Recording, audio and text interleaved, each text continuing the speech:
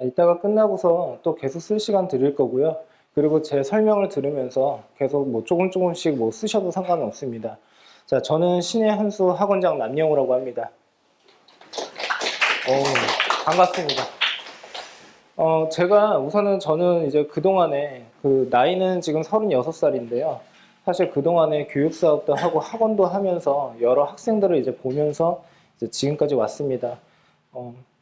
나름 이제 좀 많은 학생을 가르쳤다라고 자부를 하는데, 작년까지 이제 제 생 같은 경우에는 이제 작년도까지 가르친 학생이 총 5,000명 정도에 된다라고 이제 보시면 될 것 같고요. 그런데 이제 저는 각 학생들을 가르치면서 이제 성적이 좋은 학생, 그러니까 예를 들어서 제 제자들을 이렇게 보면은 대학을 가잖아요. 그런데 대학을 잘 가는 학생들을 이렇게 보면 잘했던 학생들이 이제 잘 가는 케이스가 사실 많았어요. 그리고 이제 성적이 낮은 학생을 제가 이제 열심히 가르쳐가지고 높이는 경우도 있었지만, 전반적인 통계를 한번 보면은 잘했던 친구가 이제 잘하는 경우가 있었다라는 생각이 좀 들고, 그러면 결국에는 공부를 좀 못하는 친구, 그리고 좀 어려워하는 친구를 내가 어떻게 도와줄 수 있을까에 대해서 한번 고민을 해본 적이 있었어요. 그러면 결국에는 제일 중요한 것은 공부를 잘하고 못하고를 떠나서 결국엔 내가 공부를 하는 것에 있어서 왜 그 공부를 해야 되는지, 그리고 공부의 방법이 무엇인지, 그런 걸 좀 누군가는 좀 알려줬으면 하는 생각이 들었고, 지금은 여러분들 세대에는 사교육이 상당히 많이 이제 퍼져 있다 보니까 너나 뭐 나나 아니면 너나 뭐 상관없이 모두 다 어떻게 사교육을 받는 그런 환경에 이제 노출이 되어 있는 거죠. 중요한 것은 뭐냐면 대다수의 학생들은 다 맹목적으로 공부를 해요. 엄마가 시키니까, 선생님이 하라고 하니까, 주변 학생들이, 친구들이 공부를 하니까. 근데 중요한 것은 뭐냐면 그거 나름대로도 동기부여가 분명히 될 수는 있지만서도 내가 왜 공부를 해야 되는지에 대한 내 자신에 대해서는 정확하게 어떻게 확인을 하질 않는다라는 거죠. 이 중에 꿈이 있는 친구 있나요? 목표가 있는 친구 있어요? 나중에 커서 뭐가 되고 싶다라고 하는 게 명확하게 목표가 있는 사람 손 들어 보실래요? 손 번쩍 들어보세요. 저도 목표가 있어요. 저도 꿈이 있습니다. 있습니다. 근데 이 많은 학생 중에서 지금 손들은 친구들이 별로 없어요. 중요한 건 뭐냐면 이 사태가, 이 상황이 사실은 뭔가의 모순이 있다는 거예요. 왜 그러냐면 공부라고 하는 것은 물론 제가 열심히 가르쳐주고 열심히 수학에 대해서 강의를 해주고는 있지만 결국에는 공부라고 하는 그 본질은 본인 스스로가 해야 된다는 거잖아요. 그러면 이거는 억지스럽게 한다라는 문제보다도 내가 선택해서 어떻게 공부를 해야 된다는 거예요. 그러면 내가 그렇게 공부를 하려면 결국엔 목표가 있어야 된다는 거고, 장차 내가 어떠한 사람이 되겠다라고 하는 나름의 꿈이 있어야 되는데, 지금 여기에서 손들어 보라고 했을 때 그 수가 정말 적었다라는 거죠. 그러면 손을 든 친구 외의 학생들 같은 경우에는 어쩌면 되게 심각하게 약간 직설적으로 좀 말씀을 드릴게요. 들러리가 될 수도 있다라는 거예요. 여러분들이 가고자 하는 대학이 사실은 거의 뭐 인류대학을 다들 가고 싶어 하잖아요. 명문대학이라고 하는 거를요. 왜 가고 싶습니까? 라고 했을 때 대다수의 학생들은 정확한 목표라기보다도 좋은 대학이 좋으니까 라고 대답을 많이 해요. 그렇다면 그 명제가 맞다라고 한다면 결국에는 본인들이 원하는 그런 명문대를 가기 위해서 다른 학생들과 어떻게 경쟁을 해서 결국에는 그 좁은 문을 통과를 해야 된다는 것인데, 그러면 결국에는 나름의 노력이 상당히 많이 수반이 된다는 거거든요. 왜? 노력이라고 하는 것은 상대적이기 때문에 결국엔 절대적인 양을 측정을 할 수가 없어요. 그러다 보니까 남들보다 더 많이 노력하고 더 많이 노력을 해야 된다는 게 맞아요. 근데 그 노력을 한다라는 것은 결국엔 능동적인 어떻게 나의 행동을 이제 능동적인 행동을 요구를 하기 때문에 결국에는 여러분들이 어떻게 그렇게 해야 된다는 거죠. 어떻게 나름의 목표를 가지고서요. 억지스럽게 할 수가 없다는 뜻이 됩니다. 여기까지 이해가 되셨어요? 지금 앞에 지금 이 슬라이드를 한번 보시면요. 지금 새가 지금 하늘을 날고 있는 겁니다. 이 새가 어디를 향해서 가고 있는지 여러분들이 맞출 수 있습니까? 이 새는 어디로 가고 있어요, 지금? 얘가 기러기인지 갈매기인지는 잘 모르겠어. 저도 잘 몰라요. 무슨 뜻이냐면 이 새가 날아가고 있을 때 이 새가 어디로 가는지에 대해서는 결국에 이 새가 알겠죠. 여기까지 이해가 되셨어요? 그러면 중요한 것은 뭐냐면 여러분들의 각각의 목표라고 하는 것, 꿈이라고 하는 것은 제 입장에서는 몰라요. 중요한 것은 여러분들이 알아야 된다는 거예요. 목표가 있고 꿈이 있고 그리고 명확한 나름대로의 도전이 있다고 하게 되면 결국에는 본인이 어떻게 가고자 하는 그러한 방향이 명확하게 설정이 된다는 거고, 방향이 설정이 된다는 것은 나의 행위에 있어서 어떻게 매우 간단 명료한 그러한 방법이 어떻게 정해진다는 뜻이에요. 앞서서 이야기를 하자면 그 방법이 명확하게 어떻게 정해진다는 그 말인즉슨 결국에는 전반적인 나의 행위와 목표에 도달을 하는 것에 있어서 효율성이 상당히 어떻게 좋아진다는 뜻이죠. 그러므로 결국에는 목표가 있어야 된다는 뜻이에요. 여러분들이 오늘 저랑 같이 이렇게 만나서 이야기를 하고 그리고 집에 가셔서 오늘은 공부를 뭐 하셔도 상관없는데 가급적이면 한번 집에 그러니까 본인 방에 들어가서 본인에 대해서 한번 생각을 해보셨으면 좋겠어요. 나는 어떻게 살 것이고 어떠한 목표가 있는지에 대해서요. 그게 매우 중요하다는 뜻이에요. 지금 앞에 있는 이 슬라이드를 한번 보시면요. 4명의 사람이 나와 있습니다. 2명은 지금 돌아가셨고요. 그리고 지금 보시면은 이걸 한 명이라고 하기는 좀 그렇지만 BTS라고 해서 방탄소년단이죠.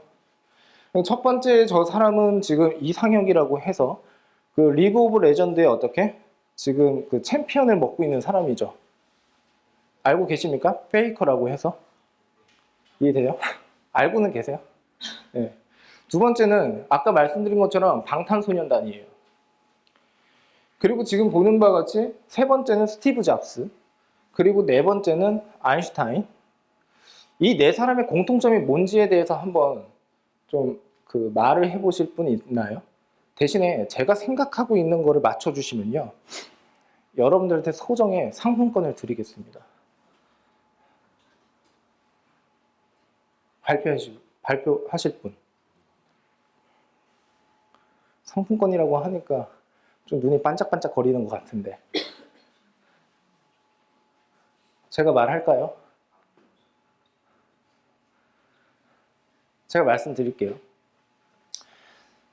제가 이분들을 봤을 때의 공통 분모는요, 열정이에요. 열정. 근데 그 열정이라고 하는 것은 누군가가 외부적으로 불러일으킬 수가 있는 게 아니에요. 본인 스스로 지펴야 돼요. 각각의 사람들이 각각의 분야에서 나름의 1인자에 해당이 되죠. 그렇다면 그 1인자의, 그러니까 그 각각의 분야에서 어느 정도의 반열 이상의 올라가서 인정을 받는다라고 하는 그 사람들은 결국엔 나름의 노력을 상당히 많이 했다라는 거고, 그 노력을 하기 위해서 결국에는 열정이 있었다라는 거잖아요. 그러니까 이 네 명의 지금 이 사진, 4개의 사진의 공통점은 결국에는 열정이다라고 생각이 듭니다. 여러분들한테 지금 필요한 게 바로 열정이에요.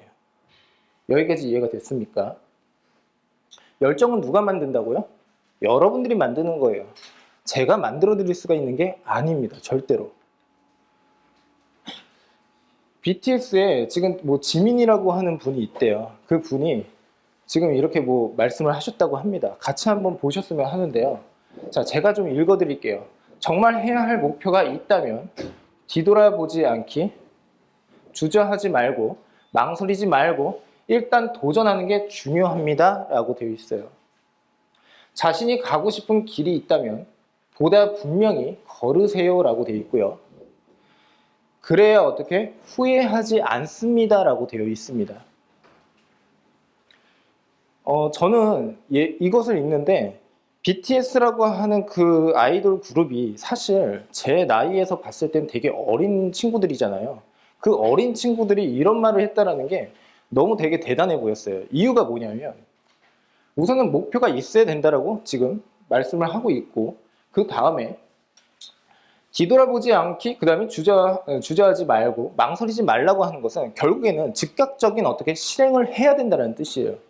근데 그도 그럴 것이, 내가 어떤 길을 가는데 가고자 하는 목표가 있다라고 한다면 내 발걸음 자체가 주저할 이유가 없다라는 거예요. 그렇다면 내가 걸어가는 이 행위 자체가 결국에 실천에 해당이 된다라는 거고, 결국에는 어떻게 여러분들도 그렇게 해야 된다는 뜻이다라고 보시면 되겠죠. 자, 그 다음에 가장 제가 와닿았던 게 뭐가 있냐면요. 지금 보는 바와 같이 자신이 가고 싶은 길, 이것이 되게 저한테 되게 많이 와닿았어요. 중요한 건 뭐냐면, 여러분들은 여러분들의 인생에 있어서 여러분들이 주인공이에요. 그런데 항상 외부적인 것에 대해서만 신경을 쓰며 누군가가 공부를 잘하고 못하고에 대한 상대적인 평가 자체는 잘하는데 나에 대해서는 생각을 하지 않는다는 거죠. 뿐만 아니라 지금 여기 보시면요. 분명히 걸으세요라고 되어 있어요. 그렇다면 여기서 말하는 그 분명히 걸으세요라고 하는 것은 무엇이냐면요. 저는 이렇게 와닿더라고요. 하려면 제대로 해라라는 뜻이에요. 하는 척만 하지 말고 이왕 목표를 설정하고 그리고 실천을 할 거면 그 실천의 과정에서 어떻게 하자라는 거예요? 제대로 하자라는 뜻입니다.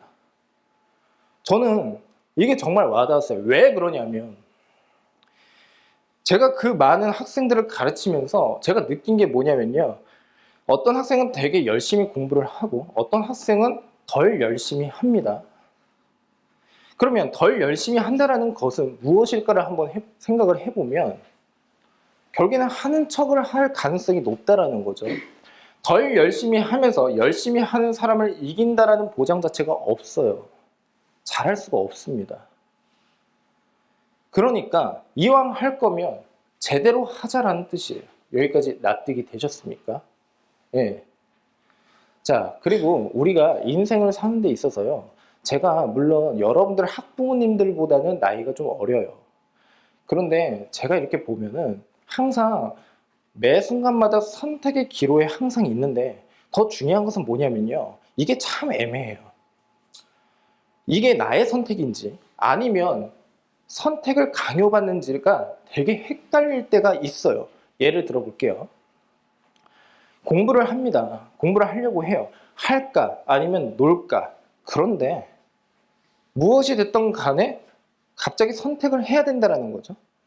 그러면 내가 공부를 하는 그것에 대한 게 선택인지 아니면 누군가에 이끌려서 선택을 강요받은 건지에 대해서가 모호해진다는 거예요.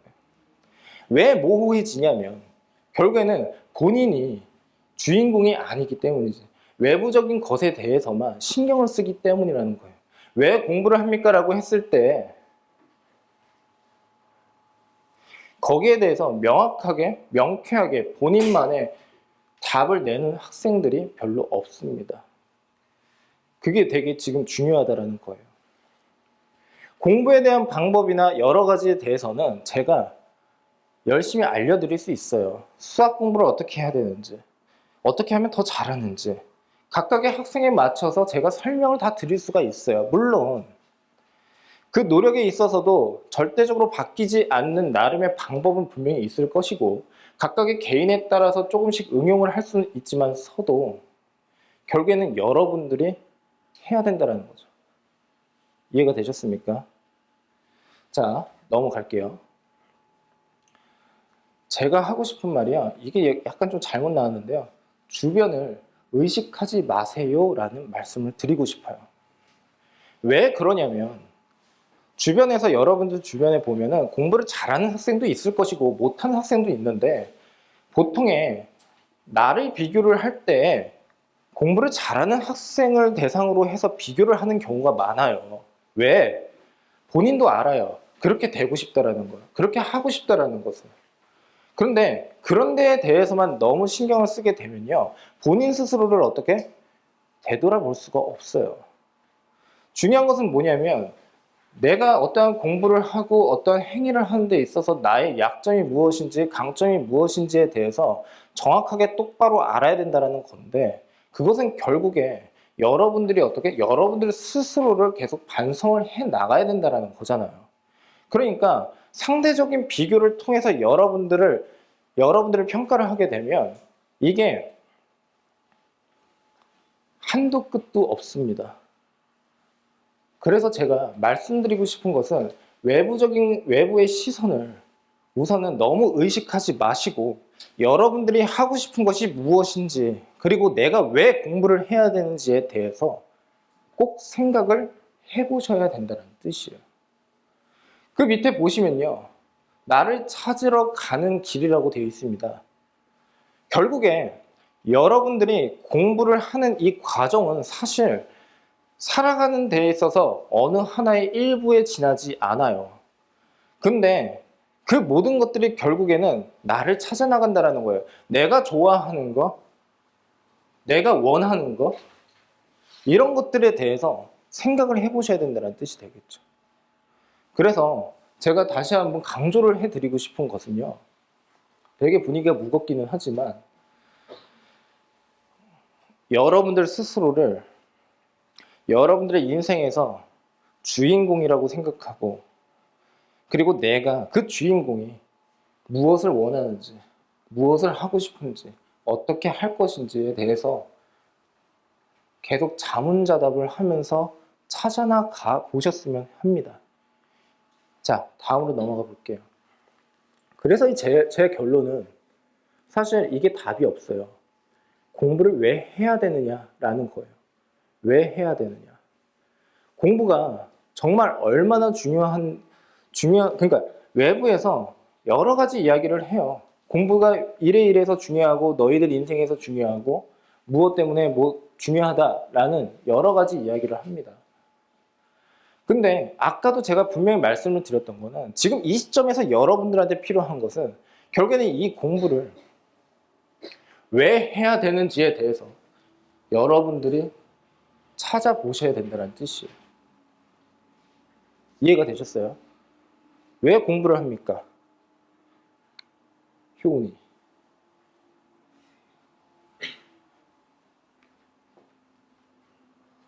분명한 것은 잘 모르겠어요. 글쎄요. 라고 했을 때 공부의 효과는 없을 겁니다. 이건 팩트예요. 생각을 해볼까요? 예를 들어서 이공계열에서 학생들이 가장 가고 싶은 대학과 과를 한번 보시면 이공계열에서는 의대를 가장 가고 싶다고 해요. 근데 단순하게 내가 그냥 열심히 공부를 하면 의대를 갈 수 있겠지라는 생각을 하는 경우도 있을 것이고 내가 열심히 공부를 그냥 하면 명문대를 갈 수 있을 것이다 라고 막연하게 생각을 하지만서도 결국에는 그 많은 학생들을 제치고서 내가 가고 싶은 대학을 가게 되었을 때에는 결국에는 남들보다 많은 노력을 해야 된다는 뜻이잖아요. 아까 말씀을 드린 것처럼요. 그러면 결국에는 그 공부라고 하는 것에 대해서 주체가 되는 게 여러분들이기 때문에 결국에는 어떻게 공부를 왜 해야 되는지에 대한 답을 여러분들이 가지고 계셔야 된다는 뜻이에요. 강요를 하고 강조를 하고 해서 정말 죄송한데요. 지금 이게 정말 필요합니다. 여러분들 공부를 해보셔서 아시잖아요.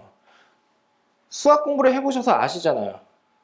기본적인 개념과 그 다음에 기초적인 문제를 풀고 기본적인 문제를 푸는 것에 대해서는 크게 문제가 안 돼요. 어느 정도 공부만 하면 어느 정도 풀 수가 있기 때문에.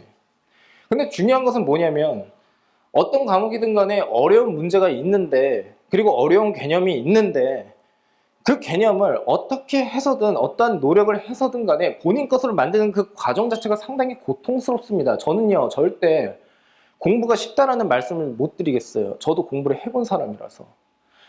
그리고 공부 자체가 정말 재미있어서 하는 사람도 있겠지만 저는 제 주변에서 공부가 재미있어서 한 사람은 한 번도 못 봤어요. 저도 수학을 좋아는 하지만 각각의 단원에 따라서 조금씩은 달랐어요. 저도 마찬가지로. 중요한 것은 뭐냐면 재미로 공부를 한다라고 했을 때에는 내가 좋아하는 것과 싫어하는 것이 명확하게 구분이 되기 때문에 결국에는 내가 실력을 높이는 데 있어서 결국엔 내가 싫어하거나 내가 약한 것에 대해서 보완이 안 되니까 결국에는 어떻게? 좋은 점수가 나올 수가 없다라는 거죠. 그러면 역시나 계속 어떻게 그것을 보완을 하기 위한 결국에는 나름의 고통이 수반되는 그러한 노력을 여러분들이 하셔야 된다는 뜻이겠죠. 그래서 지금 이 앞에 있는 그 물음표가 의미하는 것은 결국에는 제가 답을 찾아낼 수가 없다라는 거예요. 그리고 계속 같이 생각을 해봐야 된다는 뜻이 되겠죠. 제가 장담을 하건대요. 여러분들이 고등학교 3학년이 되었을 때예요. 그래도 나름대로 여러분들이 성취를 해서 본인이 원하는 대학을 간 학생들 같이 한번 조사를 해보았을 때 목표가 명확한 사람들밖에 안 가요. 이건 팩트예요. 저도 이런 설명회를 사실 보통은 제가 학부모님 설명회를 되게 많이 했었죠. 그런데 제가 이렇게까지 여러분들을 대상으로 해서 설명회를 하는 이유는 뭐냐면 정말 저한테는 되게 절박해요. 절실해요. 왜? 어차피 그 수많은 학생들을 가르쳐도 어차피 성적이 나오는 학생은 성적이 나와요. 중요한 것은 성적이 안 나오는 그 학생들을 어떻게 변화를 줄 거고 어떻게 공부를 시킬 거냐라고 하는 것이 저한테 관심사이기 때문이에요. 만일에 저한테 수업을 딱 들었는데 누군가는 성적이 좋아서 잘 했을 수도 있을 것이고, 그런데 만약 그렇지가 않다라고 한다면 결국에는 그 친구는 제 입장에서 봤을 땐 들러리가 된다는 거잖아요. 그리고 저랑 같이 공부를 하면서 어떻게 그 시간 동안 버린 거가 될 수도 있는 거잖아요. 근데 그것에 대한 책임을 제가 회피를 할 수 있습니까? 절대요. 그럴 수가 없어요.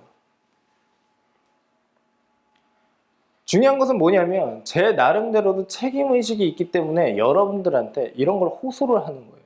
제발 공부를 할 거면 제대로 하고 왜 해야 되는지에 대해서 본인 스스로 꼭 알았으면 좋겠다는 거예요.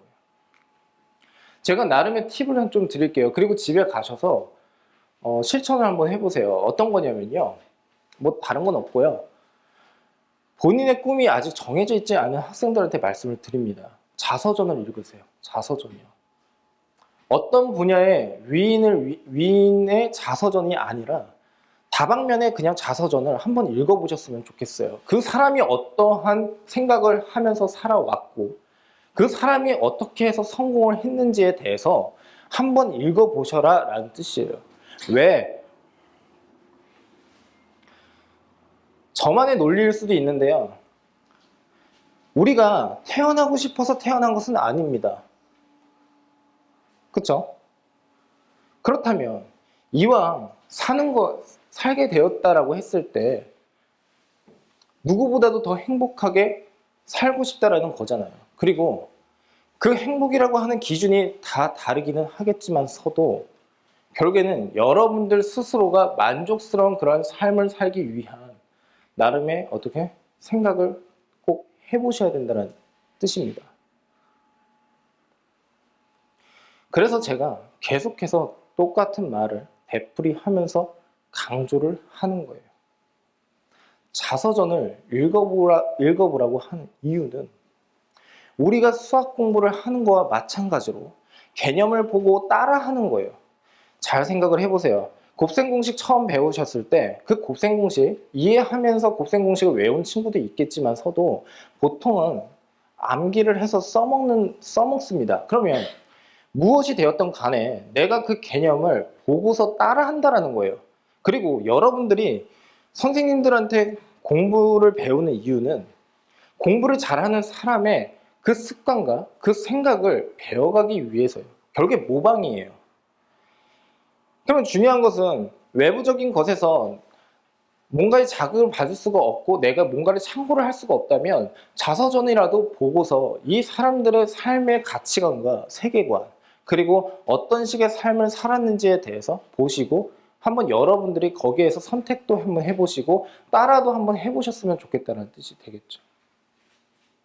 이해되셨어요? 무슨 뜻인지? 자, 공부를 잘한다는 기준은 어떻게 될까요? 공부를 잘하는 것은 어떤 기준이 있어야 될까요? 말씀하실 분 있으신가요? 공부를 잘 한다라는 기준이 무엇인가요? 간단하죠. 시험만 잘 보면 되죠. 그렇잖아요. 맞잖아요. 내 스스로의 나의 평가라기보다도 공부를 잘한다라는 거 하는 것은 외부적인 평가의 요소가 되게 짙어요. 그러면 이 친구가 공부를 잘한다라고 하는 것은 결국에 시험을 잘 본다라는 거거든요. 우리의 공통 관심사는 뭐냐면 지금 주제가 약간 좀 바뀌고 있어요. 어떤 주제였냐면 정리를 좀 해드리면 아까 앞에서는 공부를 왜 해야 되는가? 그리고 여러분들이 그거를 선택을 해야 된다라는 거, 여러분들만의 목표를 설정해야 된다라는 말씀을 드려서 공부에 대한 명분을 여러분들이 꼭 어떻게 생각을 해보셔야 된다는 뜻이었고요. 지금 여기에서는요, 공부를 잘하는 학생의 어떻게 기준이 무엇이냐라는 거예요. 결국에 시험을 잘 본다라는 말씀을 지금 드리고 있는 겁니다. 학원이라고 하는 이 공간은 나름의 목적이 있어서 학생들이 모이는 공간이잖아요. 그러니까 결국에 그 목적이라고 하는 것은 무엇일까를 생각을 해보면 남들보다 공부를 잘하기 위해서, 그러면 남들보다 공부를 잘하기 위해서라고 하는 것은 결국에 시험을 잘 보기 위해서, 그러면 시험을 잘 보기 위해서는 무엇이냐라는 뜻이 되겠죠. 이 친구들이 어떤 생각을 가지고서 시험을 보는지는 전 잘 모르겠어요. 하지만 이 중에 분명히 결과는 다 다르겠죠.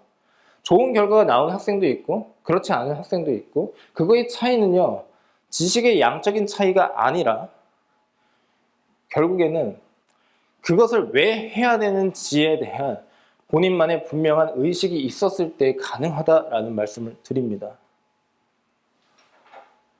시험을 잘 보기 위해서 여러분들이 극복을 하셔야 되는 게 바로 뭐냐면 시간입니다. 시험을 볼 때 시간이 주어져 있고, 근데 중요한 것은 뭐냐면 시험 볼 때의 시간뿐만 아니라 시험을 보기 전까지의 나의 공부의 전체 과정에서는 분명히 시간이 있어요. 그럼 중요한 것은 뭐냐면 그 시간을 정확하게 제대로 컨트롤할 수 있어야 된다는 거죠. 그러면 시간 자체를 어떻게 하면 컨트롤할 수 있을까를 한번 생각을 해봤으면 좋겠는데요. 자, 가령 예를 들어서 급급한 대로, 닥치는 대로 행위를 하는 사람들이 있어요. 어떤 행위를 하는 사람들이. 그 사람들은 시간에 이끌려서 사는 거예요. 근데 어떤 사람은 각각의 시간을 쪼개서 본인이 사용하고자 하는 명확한 목표를 어떻게 설정을 한다는 거죠. 우리는 이걸 뭐라고 하냐면 계획성 있다라는 말을 씁니다.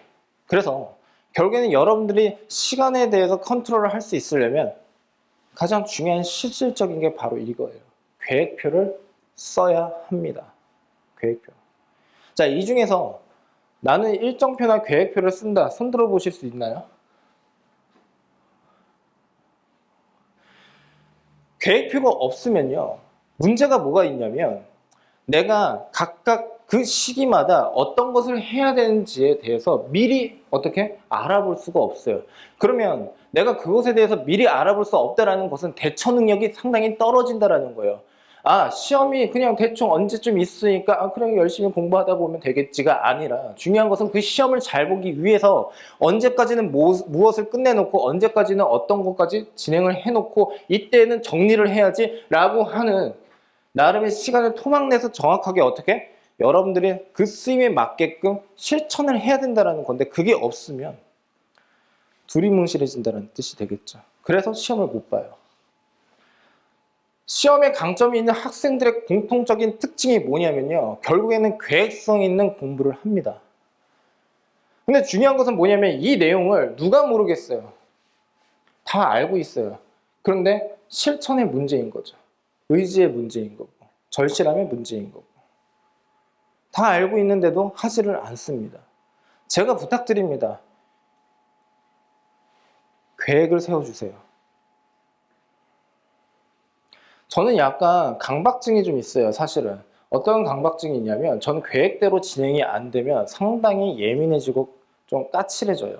사실 그거는 저 나름대로의 그냥 혼자만의 성향이고 성질이니까 그건 그렇다 치는데, 여기서 왜 제가 되게 예민해지고 까칠해지냐면 여러분들을 가르칠 때나 제가 어떠한 행동을 하는 데 있어서 그 계획대로 진행이 되질 않으면 그 다음 계획이 무너지기 때문이에요. 그래서 계획을 세워서 정확하게 실천을 해 나가게 되면 결국에는 내가 그 앞에 어떠한 일이 일어나는 것에 대한 대처를 명확하게 할 수가 있으니까 좋은 결과를 보장할 수가 있어요. 이러한 컨트롤 능력이 없음에도 불구하고 모든 학생들은 시험을 잘 보기를 원해요. 중요한 것은 뭐냐면 이러한 능력이 떨어지다 보니까 시험 때조차도 어떻게 그 시험에서 시간을 어떻게 안배를 해야 되는지에 대한 그런 적응 능력이 상당히 떨어집니다. 그래서 시험을 또 못 봐요. 제가 정말 싫어하는 질문 중에 하나, 그리고 어리석다라고 생각하는 질문 중에 하나가 뭐가 있냐면요. 이건 약간 시험에 대해서 좀 팁도 한번 드릴게요. 선생님, 객관식을 먼저 풀어야 될까요? 서술형을 먼저 풀어야 될까요? 그게 중요한 게 아니라니까요. 중요한 것은 뭐냐면 그 시간 내에 전체의 문제를 볼 줄 알아야 된다는 거잖아요. 그리고 남는 시간에 내가 조금 더 어떻게 더 봐야 되는 거, 풀지 못했던 것에 대해서 조금 더 투자를 한다는 측면으로 가야 되는데 서술형을 먼저 풀었는데 시험을 망친 학생은 이런 소리를 하죠. 아, 서술형부터 먼저 푸니까요. 시간을 너무 서술형에 많이 안배를 하다 보니까 객관식을 풀 시간이 없어서 객관식을 찍었어요. 객관식을 먼저 푼 친구는 객관식을 먼저 푸니까요. 서술을 하는데 시간이 너무 부족해서요. 예, 시험을 또 망쳤어요. 이렇게 이야기를 해요. 어떻게 보면 되게 간사한 논리죠. 왜냐하면 본인 구미에 맞게끔 변명을 하고 있다는 뜻이에요. 그래서 여러분들한테 제가 부탁드리고 싶은 것이 결국엔 뭐냐면 계획성 있게 계획표를 써서 여러분들이 그대로 실천을 하는 연습부터 해야 된다는 뜻이에요. 장황하게 할 필요가 없어요. 투두리스트라고 하는 거 있죠. 우선순위를 매기세요. 그리고 그날 해야 되는 것을 먼저 첫 번째 실천을 하세요. 그거부터 하시면 어떻게? 무조건 공부 잘합니다. 요즘은 여러 매체가 있어서 공부 잘하는 법 뭐 이런 식으로 검색만 한번 해보셔도요. 이런 일정표라든가 계획표라든가 여러 가지를 다 볼 수가 있어요. 그걸 보고 따라 해보시면 돼요. 그리고 그 계획표를 어떻게 세우는지에 대해서는 시간 관계상 제가 길게 설명을 하지 못하지만 다음에 준비를 해서 또 설명을 드리거나 제가 블로그를 통해서 또 설명을 좀 한번 드려볼게요.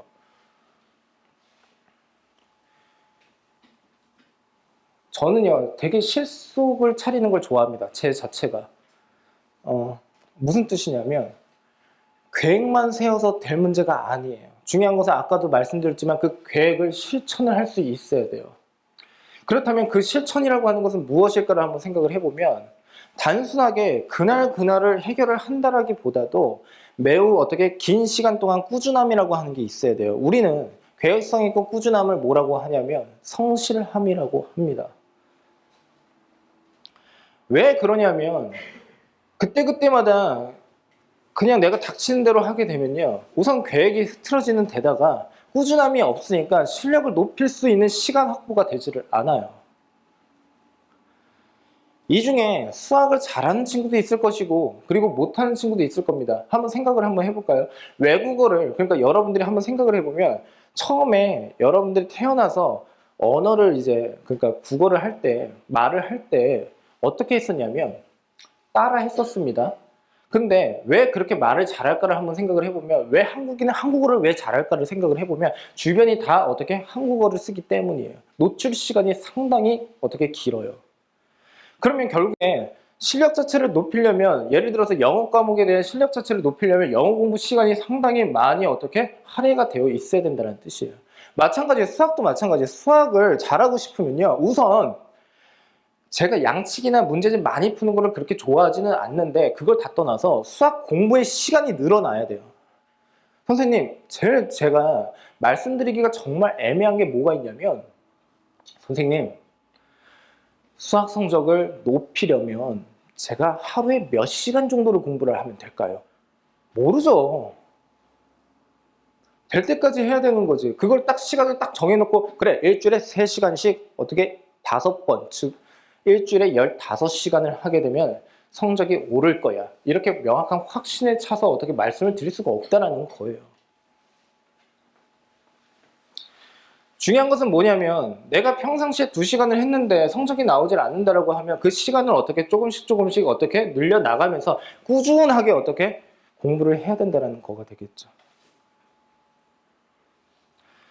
그래서 공부를 잘한다라고 하는 것은 어떻게 보면은 어떤 사람은 그게 재능이라고도 하지만서도 우리 입장에선 그게 재능이 되어서는 안 돼요. 우리가 그렇게 되어야 하니까. 그러니까 중요한 것은 결국에는 시간에 대한 어떻게 컨트롤할 수 있는 계획성 있는 삶, 그리고 그것을 어떻게 꾸준하게 실천을 하는 그 꾸준함, 예, 그게 매우 중요하다라는 말씀입니다.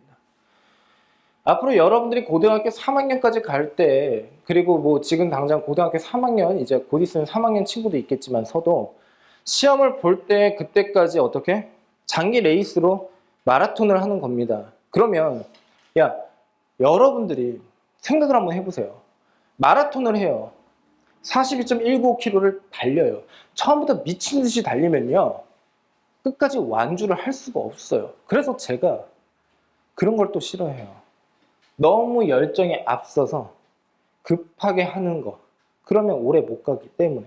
중요한 것은 적은 양이라도 좋으니 계속 꾸준하게. 여기까지 이해가 되셨죠? 이게 되게 아름답지 않나요? 이렇게 막 달리는 걸 이렇게 보면은 뭔가 나도 이렇게 한번 달려보고 싶다. 어릴 때부터 이렇게 열심히 공부를 하죠. 근데 이 열심히 하는 이 모습이 중요한 게 아니라 이 모습을 간직하는 게 중요해요. 지금은 다들 대학을 나와요. 다 대학을 갑니다. 여러분들이 대학을 못 갈 수가 없어요. 너무 걱정은 안 하셔도 돼요. 대학에 대해서. 제가 너무 학력에 대해서 조장을 해서 정말 죄송해요. 저는요, 제 제자들한테, 제 학생들한테 이런 말씀을 드리고 싶어요. 이왕 대학을 갈 거면 좋은 대학 갔으면 좋겠어요. 근데 요즘은 좋은 대학을 나와도 뭐 취직이 안 된다, 뭐 이런저런 이야기를 하잖아요. 근데 그건 2차적인 문제예요. 그건 그때 가서 여러분들이 어떻게 하느냐에 따라서 달라지는 거지. 미리부터 급하게 어떻게 그런 불안한 생각을 하면서 공부를 할 필요는 없다라는 거죠. 이왕 대학을 갈 거면 좋은 대학을 갔으면 좋겠고, 제 제자는 다른 제자들보다 다른 학생들보다 훨씬 좋은 대학을 갔으면 좋겠습니다. 그 학생들의 대다수가 제 제자들을 한번 이렇게 보면은 아까 지금 말씀드린 그거예요. 지금까지 이야기를 들으면서 야, 그 정도 소리는 누가 못하냐 이런 말씀을 드리겠지만서도 저랑 내기를 하셔도 상관없어요. 이 많은 학생들이 오늘 저랑 같이 제 설명회를 듣고서 집에 가셔서 실천을 하는 사람이 몇이나 될까를 한번 보면 이 중에 10%도 안 될 거예요. 그래서 실천을 하는 그 10%의 학생이 성공을 할 수밖에 없는 게 나머지의 90%가 노력을 그렇게 안 하기 때문이에요. 그래서 여러분들한테 말씀드리고 싶은 것은 노력하면 성공해요. 그래서 꾸준하게 하면 성공해요. 하루에 단어를 10개씩만 외워보세요. 100개씩이 아니라 10개씩만 외워도요, 1년이면 엄청난 수의 단어를 외우게 돼요. 급하게 100개, 1000개씩 외워가지고 짤막하게 그냥 끝낼 게 아니라 10개씩 꾸준하게 외우고 반복만 해도 그 기억을 온전히 암기를 그대로 어떻게 유지만 해도요, 여러분들의 실력이 엄청나게 늘 것입니다. 이게 바로 꾸준함의 힘이에요.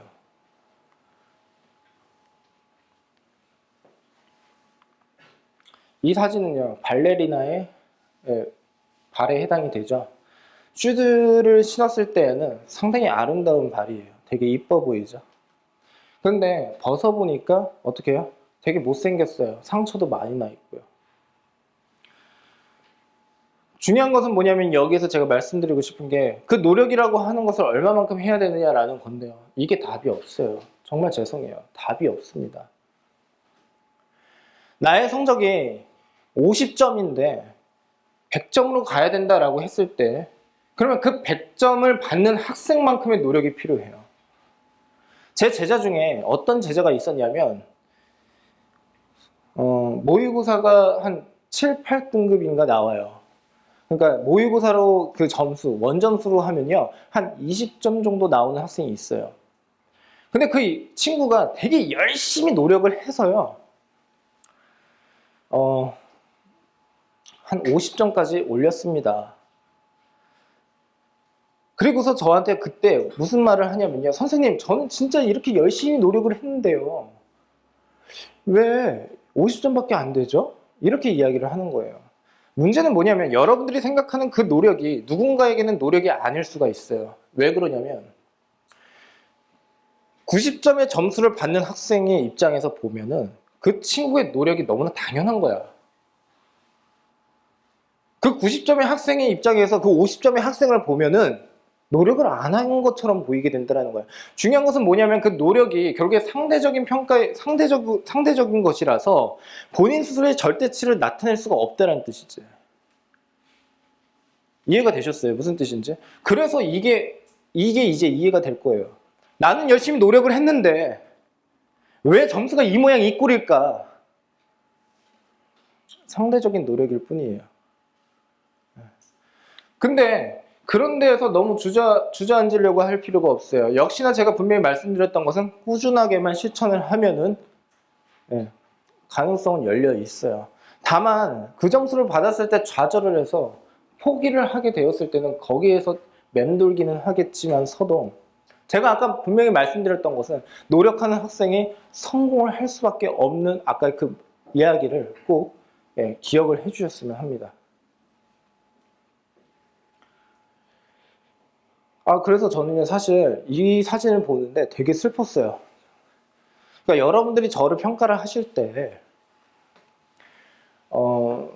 이렇게 딱 이렇게 모습만 봐도 약간 좀 무섭게 생겼고, 그리고 좀 승질도 좀 날카롭고, 그리고 약간 좀 이렇게 딱 바늘로 딱 찔러도 피 한 방울 나지 않을 것처럼 냉혈한처럼 보일 수는 있겠지만 서도 되게 제가 감성적이고 되게 예민한 스타일이거든요. 전 사계절을 모두 타요.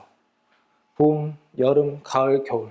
그때마다 나름의 추억을 상기를 하면서 뭔가 되게 묘한 감정을 느끼면서 되게 그런 식으로 되게 좀 예민한 편인데요. 이 사진을 보니까 너무 슬프더라고요. 이 사람이 이렇게까지 노력을 했는데 얼마나 힘들고 힘들까 막 이런 거. 이 사람 진짜 중간중간에 포기하고 싶었을 텐데 진짜 이 정도 노력할 수 있겠네. 난 무서워. 중요한 것은 뭐냐면 여러분들이 이 발만 보고도 인정이 되죠. 그래도 이 사람 정말 노력을 한다는 것을.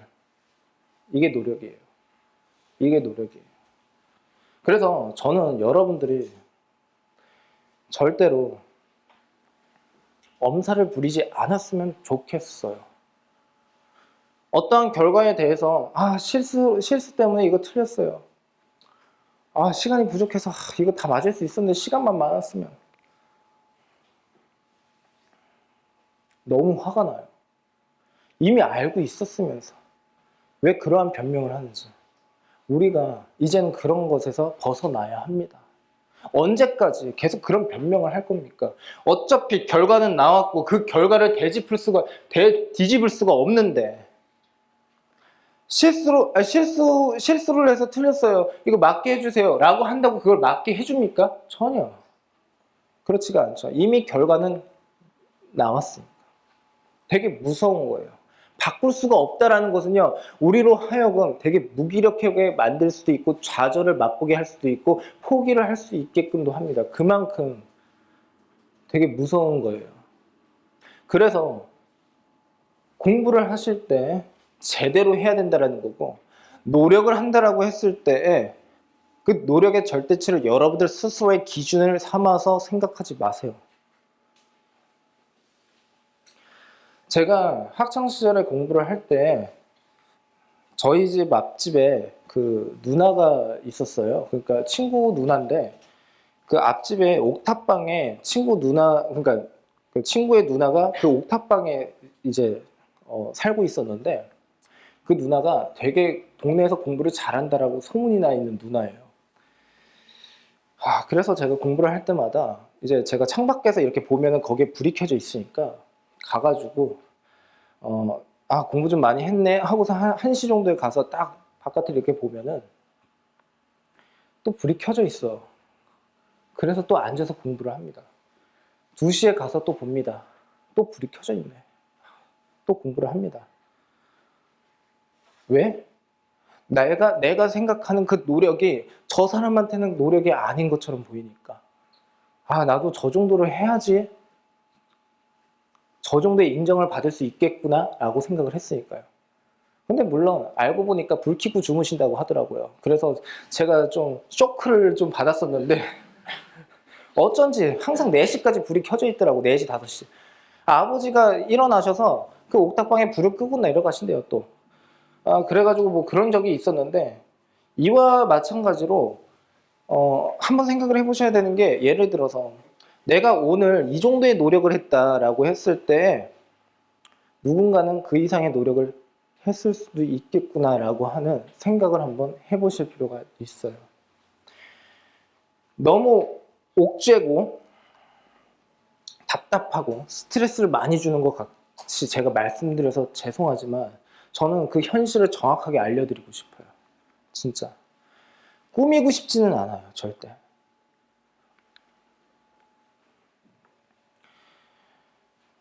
여러분 분명히 살아가는 이유가 분명히 있을 거고요. 저는 종교가 있어요. 하느님을 믿습니다. 저는 천주교 신자예요.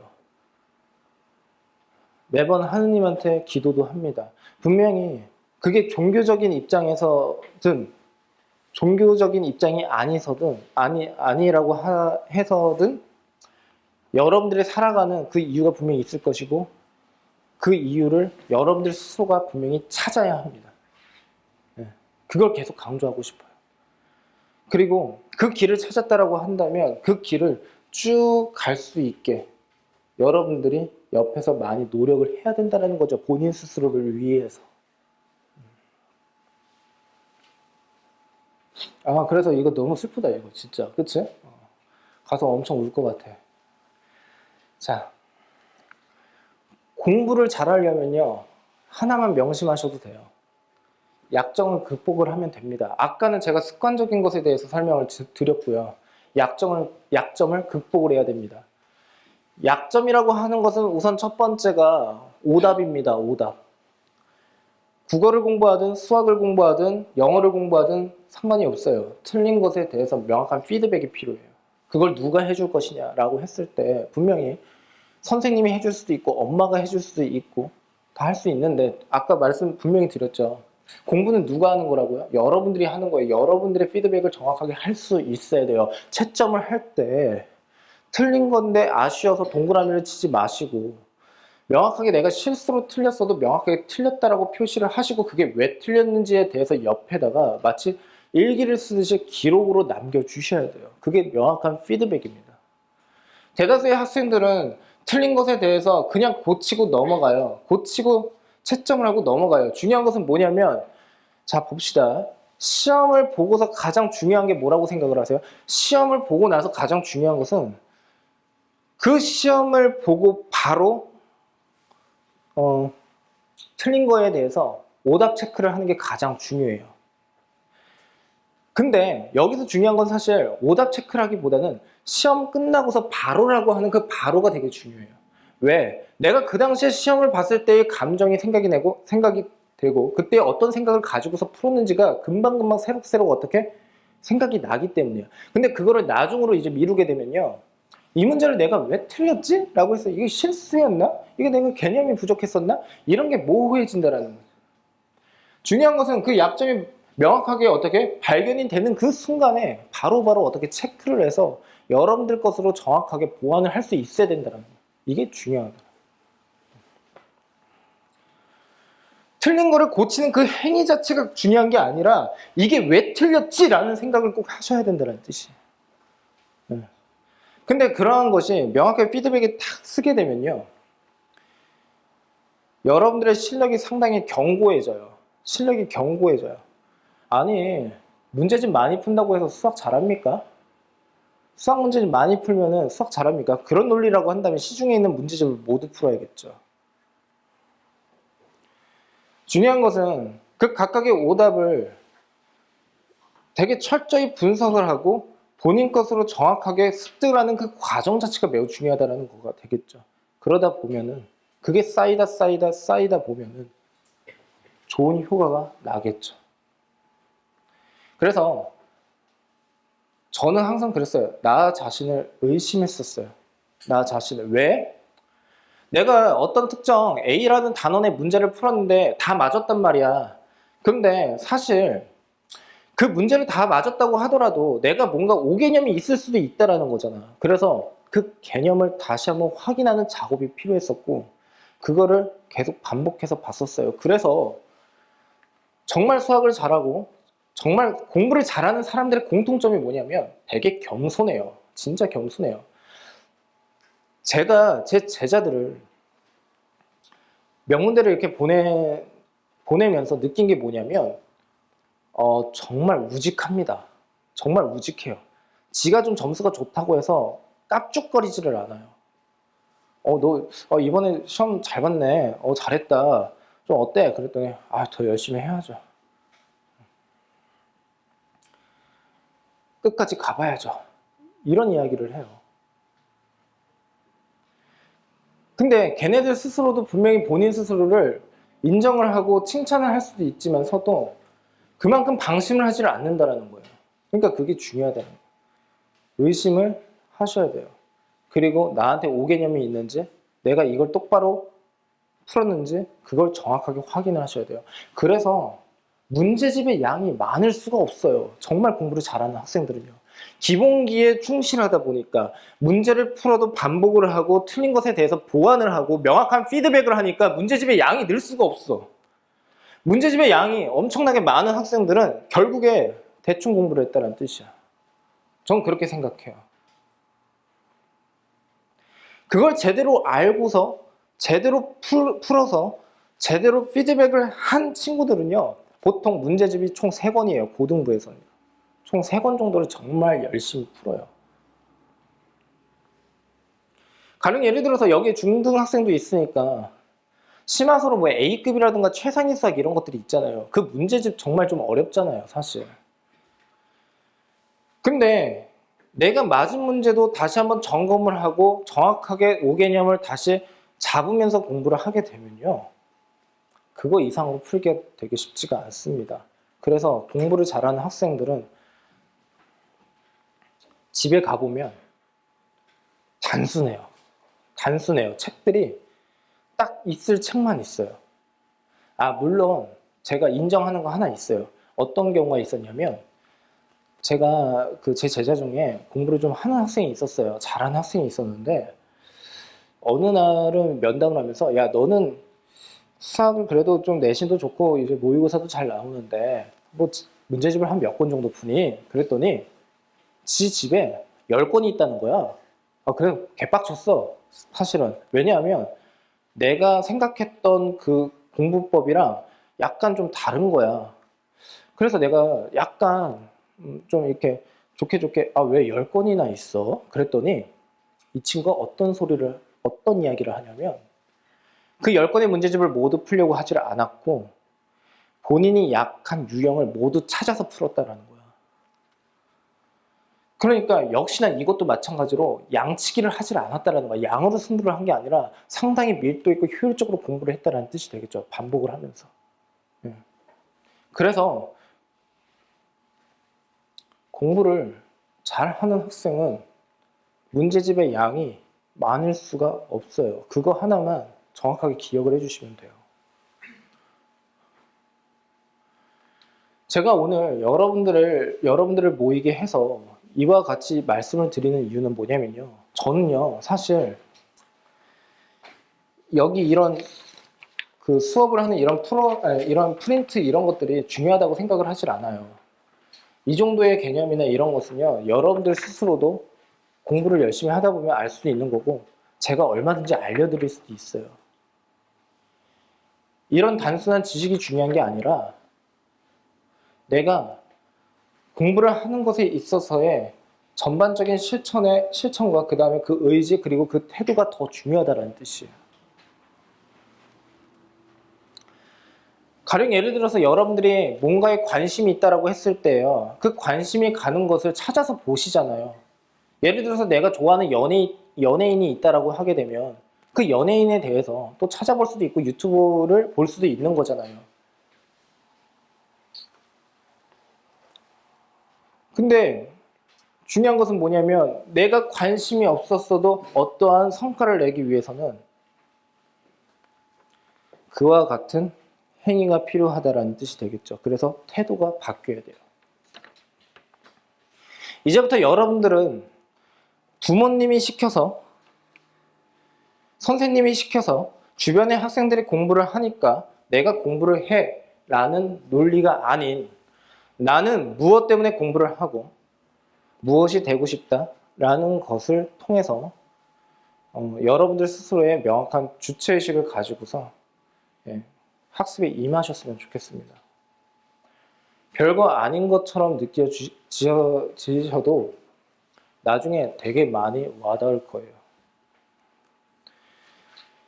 태도의 변화를 통해서 그 태도를 꾸준하게 만들게 되면 우리는 습관을 만들어냅니다. 그 습관이 여러분들의 인생을 좌지우지할 거예요. 제가 정말 죄송한 말씀 하나 드릴게요. 어릴 때부터 부정적이고 염세적인 사람은요, 커서도 부정적이고 염세적인 사람이 됩니다. 어릴 때부터 불평불만만 했던 학생은 커서도 불평불만만 합니다. 본인의 잘못을 정확하게 헤아리지를 못하고 주변에서 어떻게든 변명거리를 만들어냅니다. 선생님이 못 가르쳐서. 또는 실수를 해서, 또는 시간이 없어서, 또는 엄마 때문에, 아빠 때문에 이렇게 외부적인 것에서만 그 이유를 발견한다는 거죠. 정작 이유는 본인한테 있는데. 이런 것들이 합해지게 되면 내공이 쌓여요. 근데 효율성에 대해서 생각을 한번 해봅시다. 효율성이 있다는 것은요, 그 시간에 좋은 성과를 낸다는 뜻이거든요. 근데 여기서 기억을 하셔야 되는 것은요, 아까 말씀드린 것처럼 꾸준한 실천을 통한 그 방법 자체가 효율성이에요. 계획성 있게 꾸준한 게 효율성이에요. 뭔가의 새로운 테크닉을 통해서 문제를 빠르게 푸는 것이 아니라 그 전체적인 습관 자체가 효율성이에요. 효율적으로 공부를 한다는 것은 명확하게 공부를 할 줄 안다는 거예요. 공부를 할 줄 안다는 것은 결국엔 그만큼 어떻게 태도와 변화와 그 다음에 습관이 명확하게 형성이 되어 있다는 거고, 그 습관이라고 하는 것은 항상 계획성 있게 공부를 하는 것과 그 꾸준함이에요. 그래서 그 효율성, 이 효율성이라고 하는 것을 뭔가 대단한 것처럼 생각을 하지 마시고요.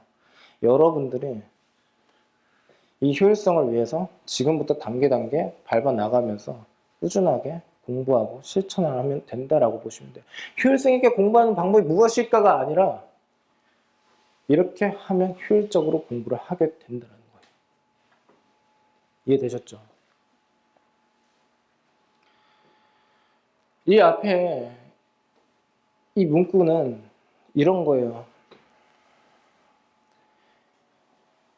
여러분들한테 해당이 될 수도 있어요. 이 지옥 같은 입시제도를, 이 입시제도가 왜 생긴 거야? 이걸 어떻게든 바꿔야 되는 거 아니야? 짜증나네. 이게 아니라, 그거를 겸허하게 받아들이되, 나의 태도를 바꿔야 된다는 거죠. 우선은. 왜냐하면, 한 개인이 바꿀 수가 없기 때문에 나의 태도를 바꿔야 된다는 결국에.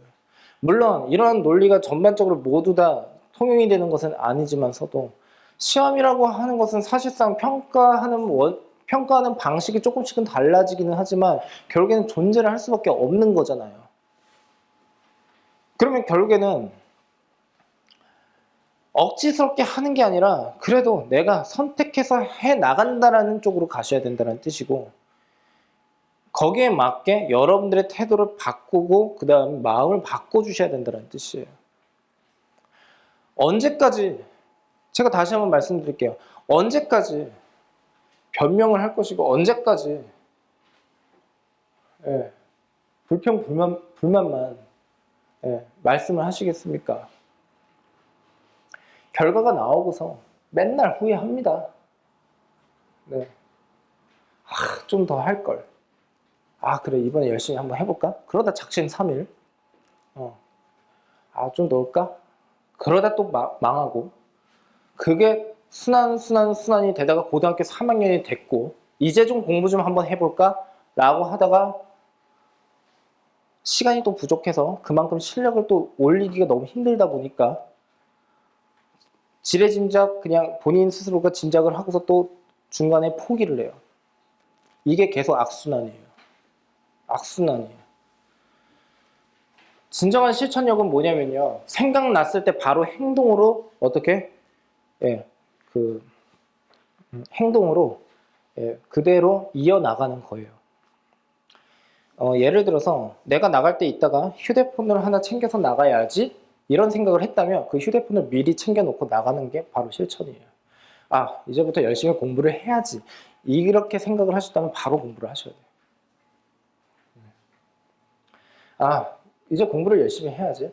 근데 1시간만 딱 놀다가 공부해야지. 절대 스스로를 믿지 마시라니까요. 어차피 그렇게 하면 공부 안 해요. 바로 행동으로 실천을 하셔야 돼요. 그만큼 여러분들 많이 해보셨잖아요, 사실. 그렇잖아요. 조금만 놀고 공부해야지 이러다가 공부 안 하잖아요. 물론 그렇게 열심히 하는 친구도 있겠지만서도.